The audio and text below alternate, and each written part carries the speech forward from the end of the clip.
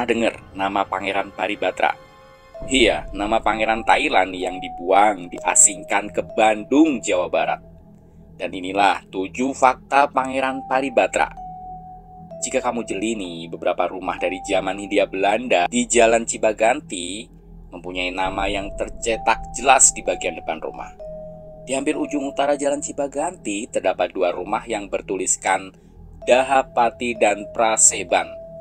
Bagi pecinta kuliner Bandung, nama Dahapati mungkin tidak asing karena disinilah kamu bisa menemukan sop buntut legendaris di Bandung.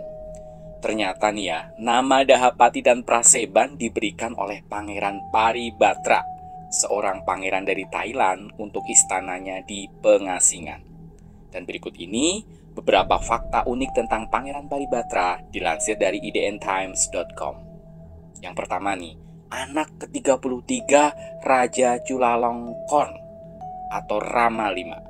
Pangeran Paribatra Sukhumbandu atau dikenal dengan Pangeran Nakhon merupakan anak ke-33 dan anak laki-laki ke-13 Raja Chulalongkorn atau Rama V dari Kerajaan Siam atau yang kini bernama Thailand.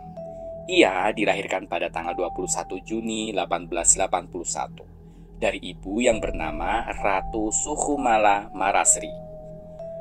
Fakta kedua, tinggal di sebuah istana di pinggir sungai Chao Phraya.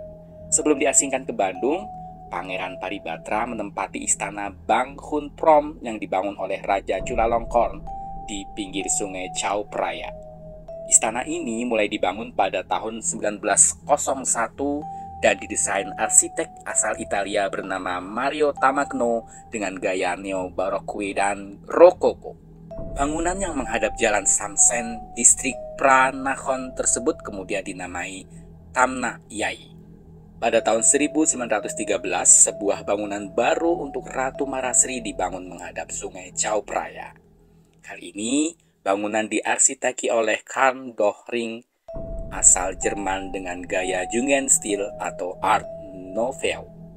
Bangunan ini kemudian diberi nama Tamna Somdech. Setelah tidak ditempati Pangeran Paribatra dan keluarga, bangunan ini sempat menjadi kantor Bank of Thailand. Fakta ketiga, memiliki pengaruh dan menduduki jabatan penting di kerajaan.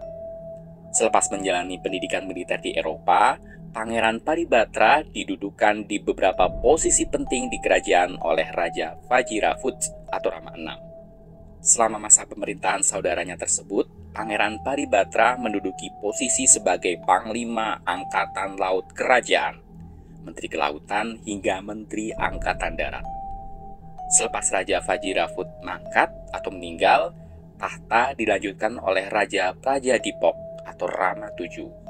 Pangeran Paribatra pun dipercaya untuk menduduki posisi menteri dalam negeri dan penasehat raja. Fakta keempat, diasingkan ke Bandung setelah Revolusi Siam 1932. Revolusi Siam 1932 atau dikenal juga sebagai kudeta tak berdarah merupakan peristiwa penting bagi Thailand. Peristiwa ini mengakhiri kekuasaan absolut Raja Thailand yang sudah berlangsung selama 800 tahun dan 500 tahun berada dalam dinasti Chakri. Revolusi ini dijalankan oleh sekelompok masyarakat dan tentara yang tergabung dalam Khana Ratsadon atau Partai Rakyat, partai pertama di Thailand.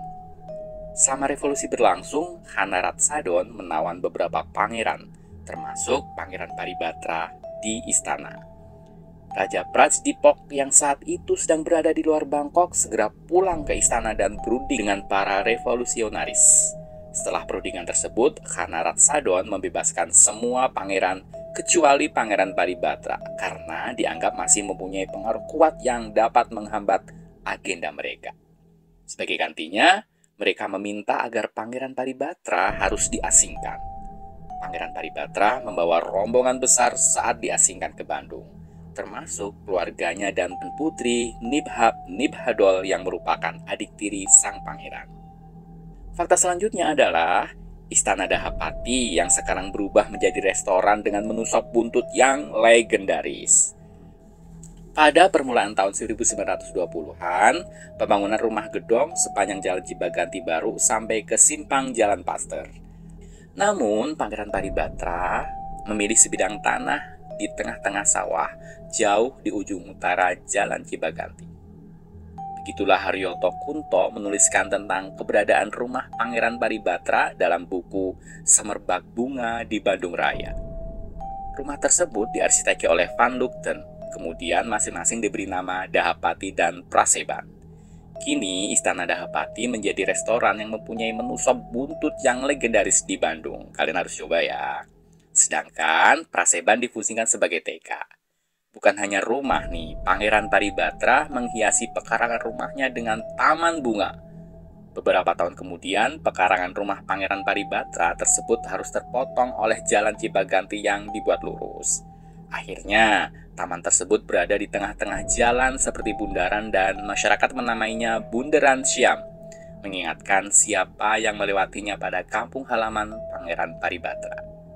Jika ditanya nih, di mana letak Bundaran Siam? Kebanyakan orang sudah pasti tidak mengetahuinya, karena kini di lahan tersebut sudah berdiri SPBU. Fakta selanjutnya, sangat mencintai musik. Pangeran Paribatra dikenal sebagai keluarga kerajaan yang produktif dalam bermusik. Selama hidupnya, ia telah menulis lebih dari 70 komposisi musik. Salah satu karyanya yang populer adalah Paribatra March, yang dibuat pada masa Raja Rama ke-6. Pangeran Paribatra juga menjadi orang pertama nih yang menyalin lagu kuno Maharij ke dalam notasi gaya barat. Di Bandung nih ya, Pangeran Paribatra bertemu kembali nih dengan Selig, seorang komponis asal Belanda yang juga pemilik kantor penerbitan dan toko musik bernama Mata Tani. Pertemuan pertamanya terjadi saat kunjungan Rama V ke Surakarta dan Selig masih bekerja untuk Kasunanan. Hubungannya semakin dekat ketika Selig bekerja untuk kerajaan Thailand. Saking dekatnya, Selig menamai anak pertamanya dengan nama Paul Paribatra yang diambil dari nama sang pangeran. Tinggal di Bandung dan berada jauh dari negerinya, Pangeran Paribatra menikmati hidupnya dengan mendengarkan, memainkan, dan membuat musik. Menurut Selig, di sore hari, Pangeran Paribatra sering mengundangnya untuk makan dan menonton pertunjukan gamelan di halaman depan rumah Pangeran Paribatra.